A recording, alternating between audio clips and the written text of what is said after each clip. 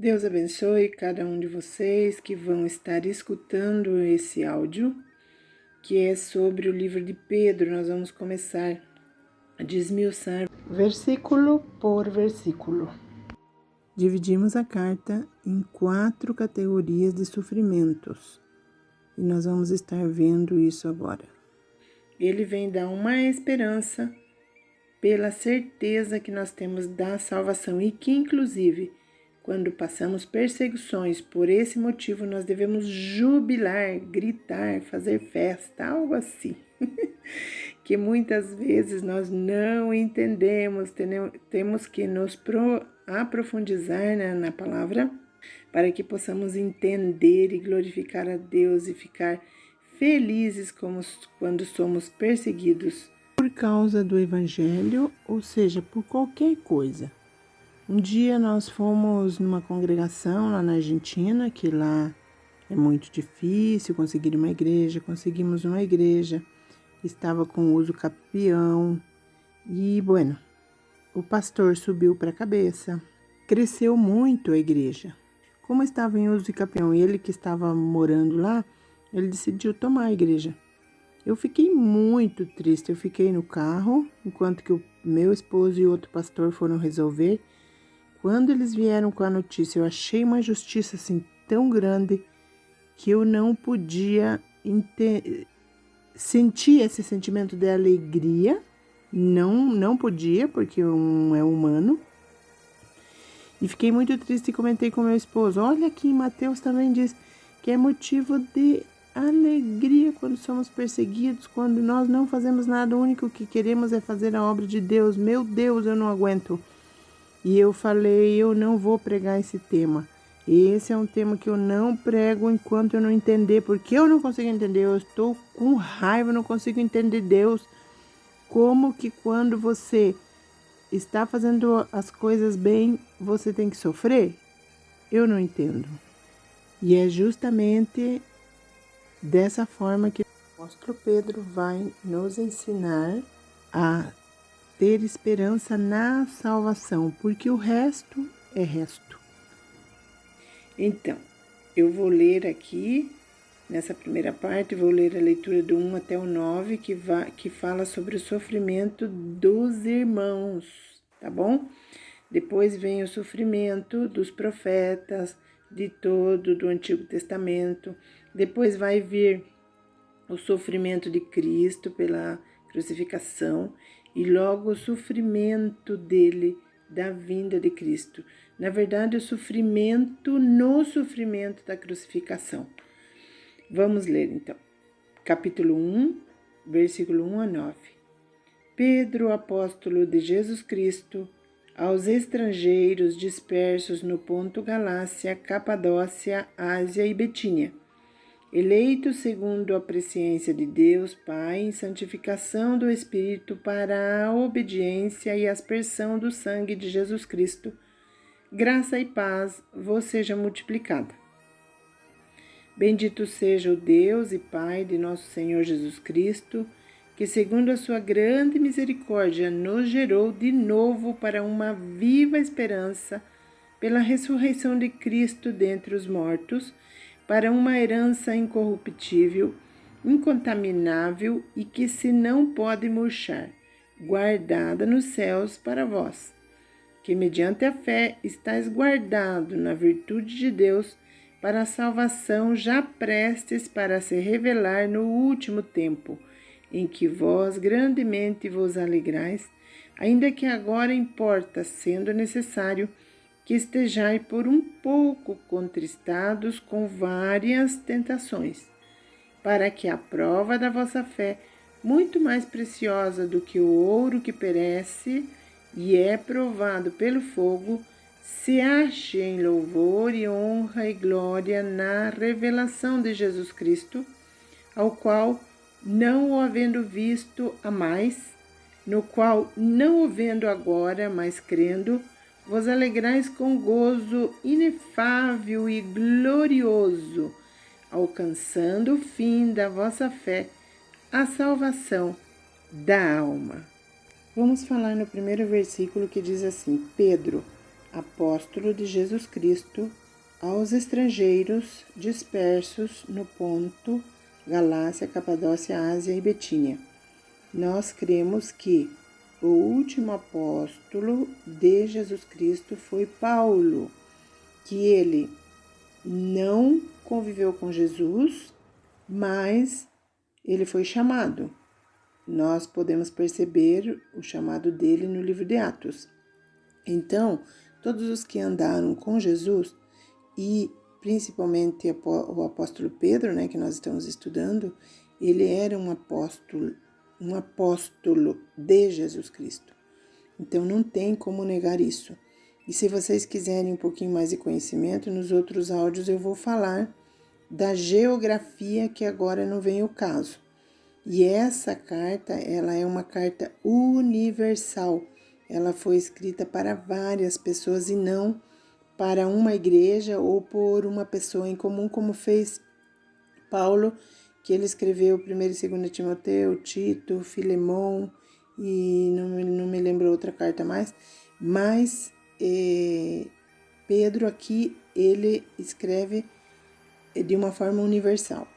E o versículo 2 diz, eleito segundo a presciência de Deus, que nós podemos ver que Deus já nos conhecia antes, Ele nos escolheu, Ele nos elegeu. Então, eles já eram eleitos, esses irmãos que estavam sendo perseguidos, e nós, no dia de hoje, somos eleitos também por Cristo, porque nós aceitamos a Ele como nosso único e suficiente Salvador e temos a segurança do nosso nome, que ele está escrito no livro da vida. Nós somos nascidos de novo. E o que é nascido de novo, ele não anda pecando todos os dias. E por um acaso, se por uma casualidade peca, o Espírito Santo fala e ele vai, se arrepende, se coloca debaixo da graça do Senhor, Deus perdoa e nós seguimos adiante, tá bom? Segundo a presença de Deus, aqui nós vemos o Deus Pai, né? Uma da figura da Trindade, das figuras da Trindade, diz assim, santificação do Espírito. Outra doutrina, santificação do Espírito. Eleito segundo a presença de Deus Pai, em santificação do Espírito. Nós fomos eleitos para poder ser santificados através do Espírito Santo de Deus. Olha o Espírito Santo de Deus aqui aparecendo como a segunda pessoa da Trindade. Para a obediência, nós temos que obedecer o Evangelho, tudo que Deus nos manda, nos santificando. E fala assim, para a obediência e aspersão do sangue de Jesus Cristo. Nós cremos no sangue derramado de Cristo na cruz do Calvário.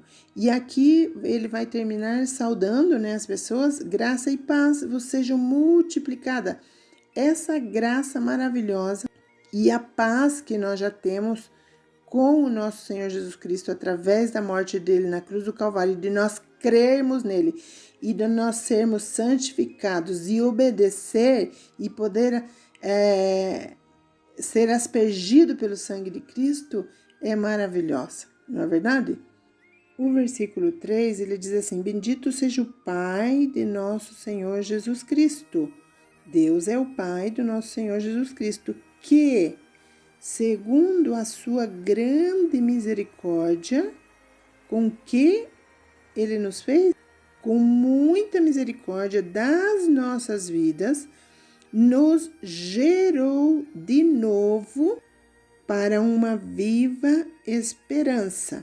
Então, através de Jesus Cristo, que deu seu Filho na cruz do Calvário para nós ser salvos, através de que nós cremos nele, cremos na ressurreição e obedecemos, como já falou no versículo 2, nos santificamos, obedecemos, então cremos no sacrifício de Cristo, diz aqui, pela ressurreição de Cristo dentre os mortos. Então, nós cremos em tudo isso, não tem dúvida, é seguro que nós vamos obedecer, fazer, nos santificar né? Ler a palavra, porque uma dos casos que nós temos que fazer é obedecer e ler a palavra, estudar, esquadrinhar a palavra, para que possamos nos regenerar cada dia, ter a certeza da salvação, que é o que vai tratar esse livro também.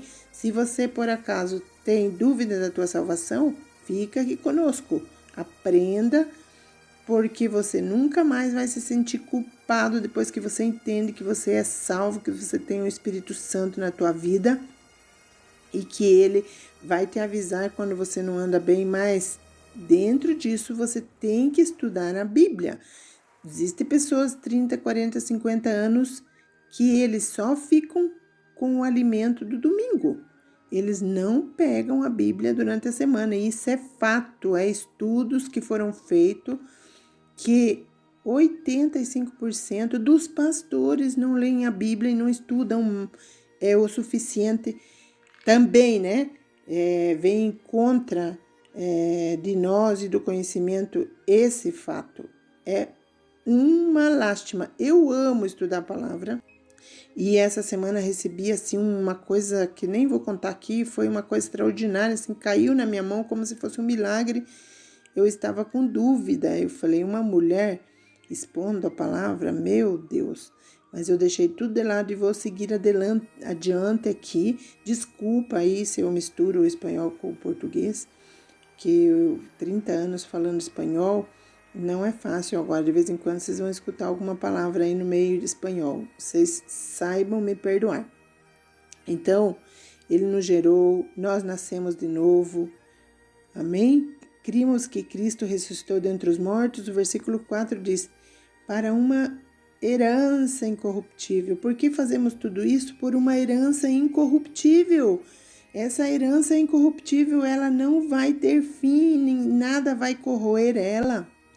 Ela é incontaminável e que se não pode murchar, ela está guardada nos céus para você, que tem a certeza de salvação, que foi regenerado, que creu em Jesus, que obedece a palavra, que vive em santificação, cuja essa santificação, ninguém vai poder ver a Deus sem essa santificação. Sem santidade, ninguém vai ver a Deus. Então, é muito importante nós aprendermos aqui. Eu acredito que com o que eu já falei até esse versículo 4, nossa, abre assim um leque na tua cabeça. Você vai poder ser renovado o teu conhecimento, como diz lá em Romanos 12, 2, que nós devemos renovar segundo o conhecimento e escutando outra pessoa, enche o nosso coração, nós podemos ver assim, como se estivéssemos vendo com lupa cada palavra, e vai ser de muita bênção para você.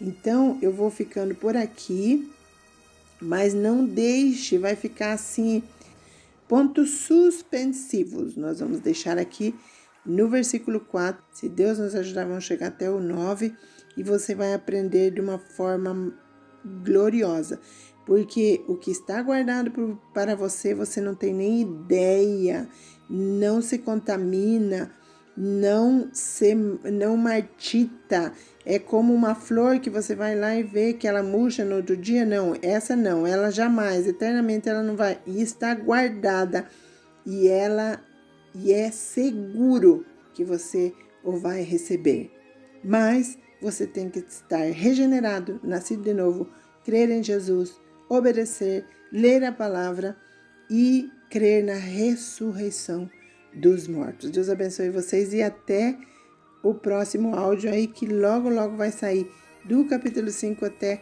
o 9 que estamos estudando.